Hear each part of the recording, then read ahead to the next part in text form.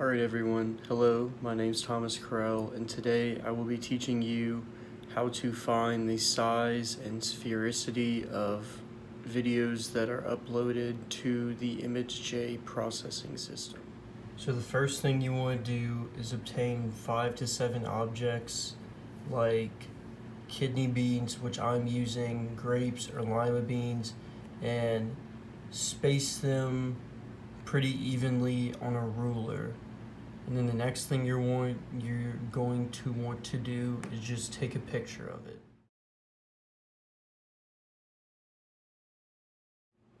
And then whenever you take the image and you send it to your computer, you will use the ImageJ, or otherwise known as a Fiji system, to actually calculate for size and sphericity, and that's what we'll be talking about from here on. Okay, whenever you get the image on your computer, you're going to want to make a copy of it. So see, I have this beans picture and then a beans 2 picture. So the copy is the one I'm going to upload to make sure that the original picture is still good. So what I do is I go to the File app,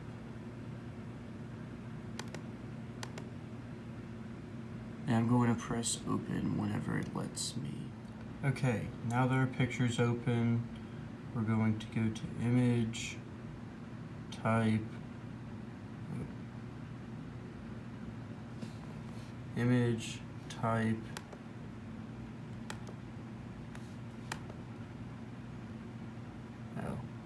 and change this picture to an 8-bit color scheme because it just helps for this scenario.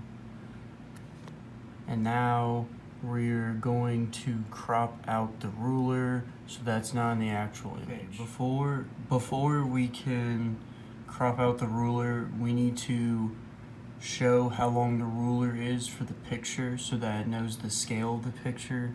So what I've done is I've made a straight line right here, and then I went to analyze right here, and now I'm setting the scale, which means that I'm going to go to known distance and put in the distance in centimeters, even though the ruler's inches, so we're going to have to convert it. Okay, so we've cropped the image just now, as well as set the scale and changed it to an 8-bit picture.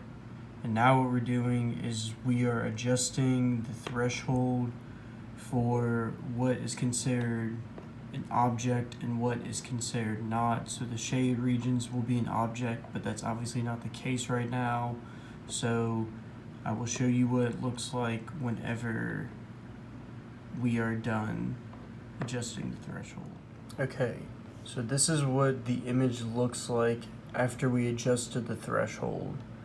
So these really dark spots are obviously the beans in the picture, and then all this up here, like all the little pixels, that's just leftover pixels that the imaging software couldn't take out. So we're about to go and clean that up and try to get it to where we can only see the beans.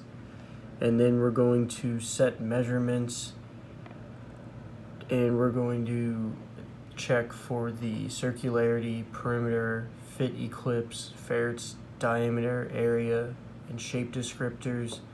And then also we're going to analyze the particles and select outlines, display results, and see what comes up from that. And that should tell us the the sphericity and size of all of these beans. Okay, this should be the final product from all the steps I've just laid out. However, this picture is a little bit different because I had to redo some of the parts because I messed up a little bit. But yeah, as you can see, all the beans have been identified by the ImageJ system. And then at the bottom, it tells you the 2 most important things, which are circularity and roundness. And these are the 2 most important things that it can tell us.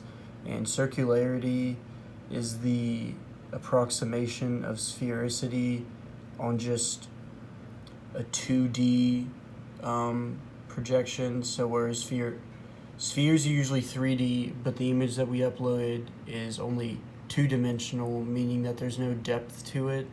So circularity is the best that this software can do to approximate that. And then roundness compared to that is just how round it is. It has nothing to do with how much like a circle it is. But yeah, this is how you can use the image chase software to see the roundness and sphericity and size. Oh wait, yeah, the area of all the beans are listed here, so that should be the size. But yeah, that's how you find size, roundness, and sphericity of beans.